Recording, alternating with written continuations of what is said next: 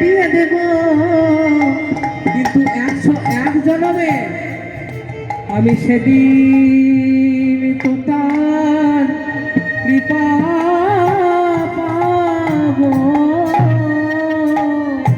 ও ভগতগণ,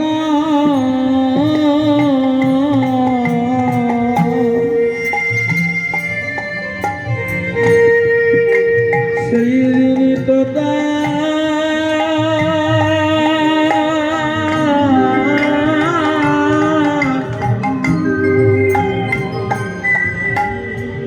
তারে কি